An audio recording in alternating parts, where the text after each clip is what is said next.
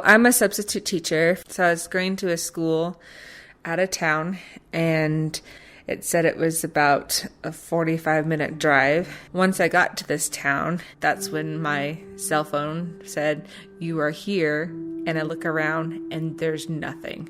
I can see 2 houses, and that's it. There's nothing in this town. Tumbleweeds. You really couldn't see anything but prairie, really. So I had no idea where the school was at. As I was driving around, finally I saw a rancher come out of his house. I went to him and asked him where the school was at, and he just told me to follow him. So he got in his truck with his trailer attached, and he went down a bunch of dirt roads, and eventually we got to the schoolhouse, and it was just this little building, 2-story building. As I walked in, there were just 5 students. Welcome to this episode of That Doesn't Happen Every Day, in which we interview everyday people about things in their lives that don't generally happen every day. The person telling that story is my wife, Nancy. Apparently, there is still around 20 of these tiny one-room schoolhouses like the one my wife got sent to teach at, still operating in Wyoming. I personally am fascinated that this living relic of the way Wyoming used to be is still alive and kicking in some parts of the state and still being used to educate future generations.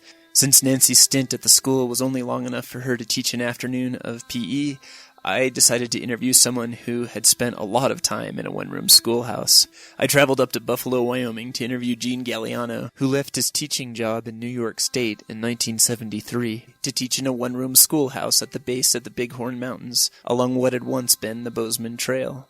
Gene starts us off by taking us up to the tiny schoolhouse, located very far away from everything else in the county.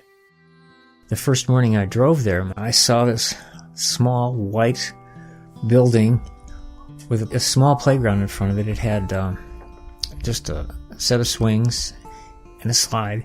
I also saw an outhouse, which made me wonder if they had indoor plumbing, but the guy that I was with said, no, they have indoor plumbing. It was one building, but it had like a side room attached to it. It had some cupboards and a sink, and then there was a small bathroom there. And basically that was what was there. When I got inside the building, I stood up there and I had 4 students. It was K through 5. I think I had 2 third grades, 1 fourth. The first 3 months I was the school bus driver as well, and I had to learn how to drive the school bus. And my first pickup is out in the country, and the little boy that came, his name was John, and I opened the door and he steps up, and here he is, this kid with a straw hat, bib overalls, freckled face, carrying a little lunch pail. And I thought, wow, this is the country. It's like we're moving back in time. To drive down that interstate towards that school, looking to the west were the Bighorn Mountains. It was beautiful. And every morning we put up the flag and we said the Pledge of Allegiance. And it was pretty special, especially looking out the mountains. After that, they would come in, and then we would just begin with whatever subjects were on the list. And I would get things set up so that I'd be working with 1 child or 2 children, and the other ones had their work set up for them so that they could be busy, and then we just switched places. A lot of them taught each other certain things. They helped each other out. There was a sense of community within that small building. As far as the curriculum, I had to teach art, which was no problem for me. I was good at that. As far as sports go, with 4 kids, it was more like just exercising outside. Music, I could sing and I could teach them songs, but one of the students' mothers would come and she'd play the piano for us. Well, these children, maybe it's because we were so close, but they were very respectful, more polite. They didn't seem to have a lot of emotional problems. One child was a little difficult, and his mother told me one day, she said, now if he gets really out of hand, she slapped him on the butt. One morning, I hear this noise and a lot of chaos going on in front of the school. I thought, what's going on? I look out there and there's a herd of cattle with their calves running through the front yard. And I said, does this happen all the time? Oh yeah, every spring. And it was nothing to them, but it was really interesting to me to see they would do that. Of course, I remember a Board of Education meeting, and there were these guys in cowboy boots and cowboy hats, and I thought, okay. I remember one day, it looked like it was going to rain, and I pulled out an umbrella. Well, that's fine in New York, but not here in Wyoming. They frown upon that. That was the last time I used that. We didn't have many visitors. Principal would come maybe once a week, once every 2 weeks. It didn't matter. He didn't come very often. You were by yourself. So if somebody threw up, I had to clean it up. And I was not strong at that. The first aid, if somebody got cut or something, I'd have to take care of that. Film strips, those were the big thing then. If I had trouble with that, and I'm not technologically inclined, it was a problem. Luckily, I never got snowed in. Got snowed out. I can remember one winter day when it was really snowy.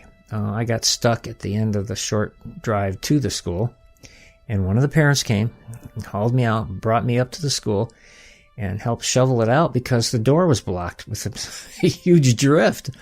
And so for that day, I had one student, and that was interesting.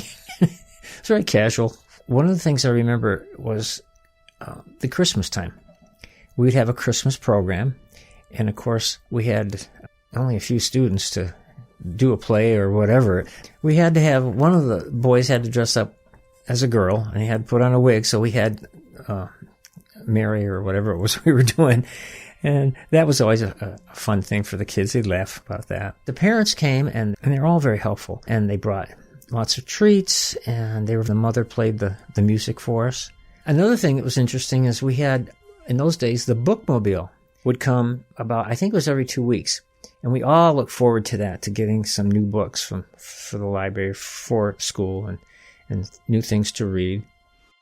The last day of school, we would take picnic lunches and walk up to the Fort Phil Kearny. There was a log cabin, no doors or windows.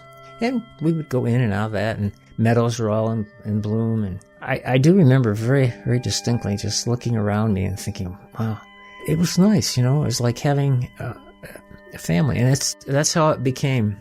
You get to know each individual child. They taught me about, what it's like to live on a ranch. I was invited out a couple times for dinner, and I was there to see my first calf being born, which was great for me. It was an adventure to see all the stuff there is to see. Well, when I heard it was closing, I felt bad. It's a special experience to live out, work in one of those schools.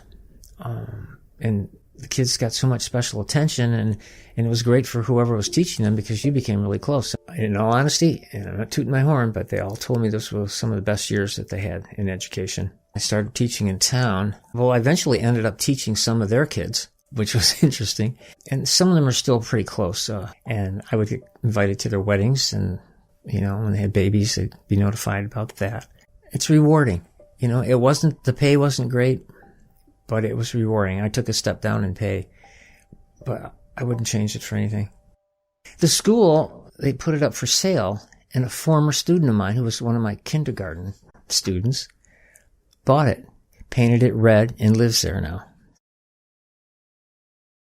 In 2016, Wyoming's governor asked Gene to serve as the Wyoming Poet Laureate. If you'd like to check them out, Gene has written many books that range from poetry, such as his recent A Wyoming State of Mind, to his educational and fiction books such as C is for Cowboy and Secret of the Black Widow, all of which are available at almost every bookstore in Wyoming, as well as online. Please tune in next week for our next episode.